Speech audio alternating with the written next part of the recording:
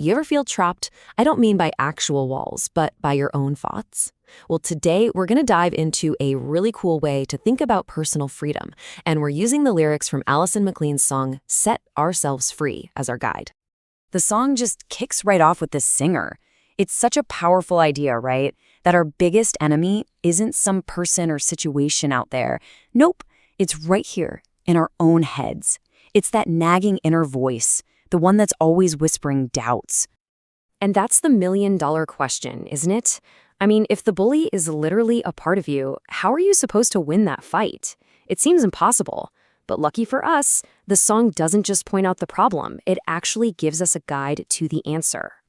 So, let's start by looking at this song not just as a piece of music, but as a genuine roadmap to liberation. Here's the core idea, the absolute heart of it all. We spend so much time looking for solutions outside of ourselves, but the song argues that real lasting freedom, that's an inside job. It's about learning how to dismantle the prisons we don't even realize we've built for ourselves.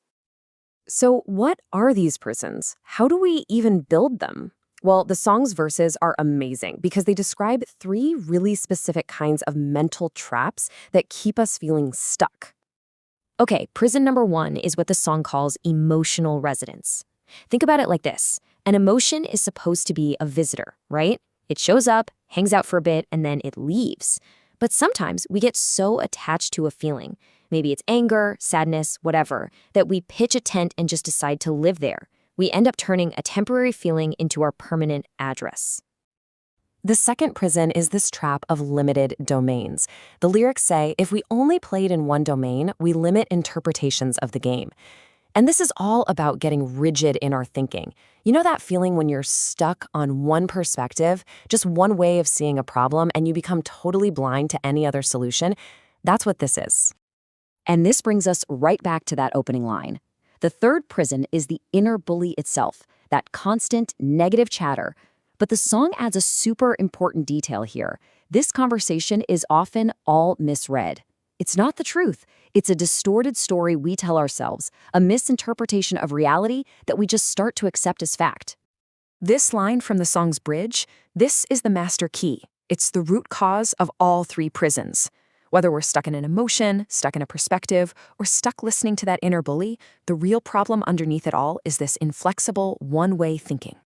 And this just lays it all out so perfectly. Escaping isn't about fighting harder. It's about shifting from being stuck to being fluid.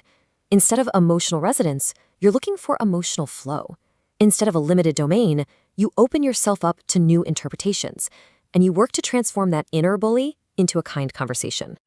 So we've identified the prisons, we know what they look like. Now for the good part. How do we actually get out? Don't worry, the song does not leave us hanging. It gives us the key. You see, the chorus and the bridge, they're not just catchy parts of a song. They're basically a set of instructions. They've got the actionable advice we need to actually unlock the doors to these prisons we build. Here it is broken down into 3 steps. First, you just have to be willing to look. That's it. You can't see a new way if you refuse to even turn your head. Second, you have to challenge that one-way thinking we've been talking about. You've got to actively poke holes in that single story you keep telling yourself. And third, the song suggests that the very act of being willing and then challenging, well, that is the act of setting yourself free. We keep coming back to this line because, honestly, it's everything. Freedom isn't about finding the one right way to think. Not at all. It's about developing the ability to think in more than one way. It's about creating options for yourself. Okay, so we've unlocked our own minds. Awesome. But the song suggests our journey doesn't actually end there. Turns out our personal freedom has a ripple effect. So in the chorus, we hear about contributing to the field. What in the world is the field? Well, think of it as our shared human experience, that collective pool of energy, creativity, and resilience that connects every single one of us. And this is the beautiful final point of the whole thing. When you break out of your own mental prisons, you don't just liberate yourself. You add your spark to that collective fire. Your courage, your new perspective, your emotional freedom, it becomes part of that shared field, and it just might inspire someone else. This really changes how you look at it, doesn't it? Doing this deep internal work isn't selfish. It's a contribution to the whole. Every single time one of us breaks free from a limiting belief, we make it just a little bit easier for the next person to do the same. We're all helping keep that collective fire burning bright. And so that leaves us with one final, really important question. It's a call to action. Take a moment and look at your own inner world. What is one fixed belief, one emotional resonance, one narrow domain you've been living in? And what might happen? What could change if you were simply willing to look another way?